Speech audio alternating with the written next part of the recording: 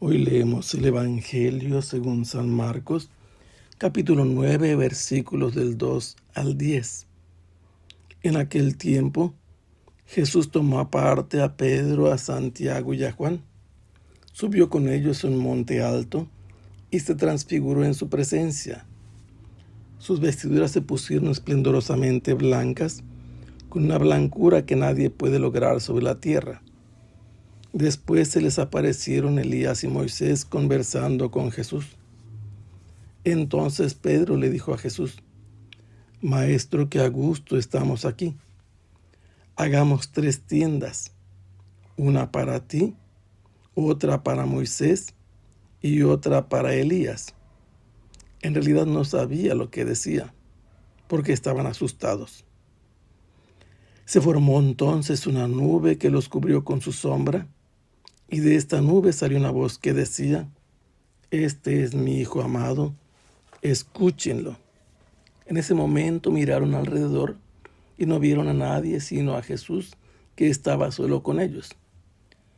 Cuando bajaban de la montaña, Jesús les mandó que no contaran a nadie lo que habían visto, hasta que el Hijo del Hombre resucitara de entre los muertos. Ellos guardaron esto en secreto, pero discutían entre sí qué querría decir eso de resucitar de entre los muertos. Para entender este pasaje del Evangelio según San Marcos, tenemos que considerar lo que antecede a este relato. Jesús había interrogado a sus discípulos en la región de Cesarea de Filipo quién decía la gente que era Jesús, y luego quién decían los discípulos que era Jesús. Y Pedro había respondido: Tú eres el Cristo. Y Jesús había ordenado que no lo dijeran a nadie. Pero una vez que admitió que era el Cristo, les dijo que él debía sufrir mucho. Y entre los sufrimientos que tenía que padecer estaría el rechazo de aquellos que estaban encargados para reconocerlo. El sumo o el supremo grupo de autoridad de Israel, los sacerdotes, los sumos sacerdotes, los ancianos y los escribas. Y además le iban a dar muerte y al tercer día debía resucitar. Cuando dijo estas cosas, Pedro se había resistido, incluso se había opuesto, diciéndole a Jesús que eso no podía sucederle a él. Pero Jesús lo reprendió diciéndole: Ve detrás de mí, Satanás, porque tú no piensas como Dios, sino como los hombres. Y este es el Pedro que poco antes había dicho que Jesús era el Cristo. Y entonces Jesús llamó a la gente que venía cerca de ellos y les anunció que si alguien quería seguir a Jesús tenía que negarse a sí mismo. Pedro no había querido que se negara a Jesús a sí mismo, ni se negaba a sí mismo porque tenía sus ideas y sus proyectos respecto a lo que podía suceder con Jesús. Quien quiera salvar su vida, dice Jesús, la va a perder, pero el que la pierda por mí va a salvarla. Les advierte de la inutilidad de ganar el mundo entero si lo van a perder todo.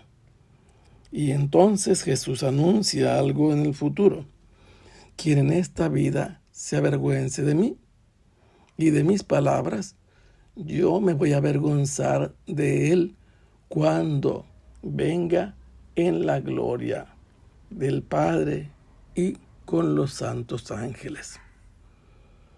Y entonces entra el tema que precede lo que leemos. Yo les aseguro que entre los aquí presentes hay algunos que no morirán sin haber visto antes el poder del reino de Dios venir.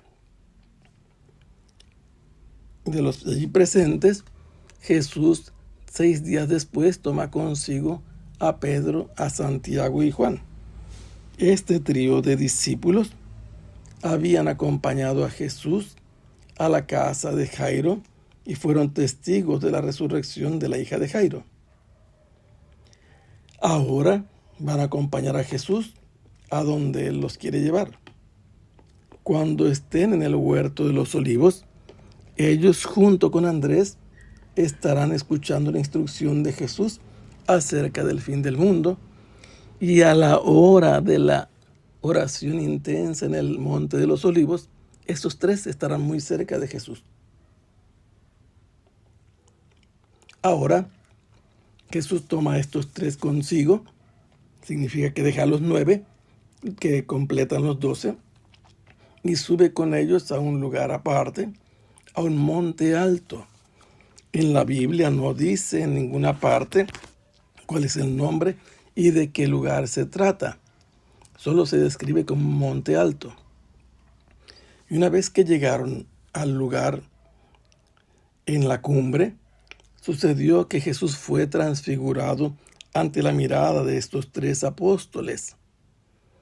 Ellos vieron que los vestidos de Jesús, su túnica y el manto, se volvieron totalmente resplandecientes, con una blancura que sobre la faz de la tierra ni siquiera los expertos en blanquear la ropa podían obtener. Esto, ante la mirada de los discípulos, debe haber sido impresionante, pero lo que sigue lo es mucho más, porque se les concede ver a dos personajes que habían sido enviados por Dios mismo a guiar al pueblo hebreo. Moisés fue el caudillo que los hizo salir con la autoridad divina y el poder de Dios de la esclavitud de Egipto. Y luego los condujo a través del desierto, intercediendo por ellos hasta llegar al monte Nebo, donde murió. Pero ahora resulta que está aquí, junto a Jesús, y también está otro profeta que vivió antes de Moisés, se dice que murió en el monte Nebo.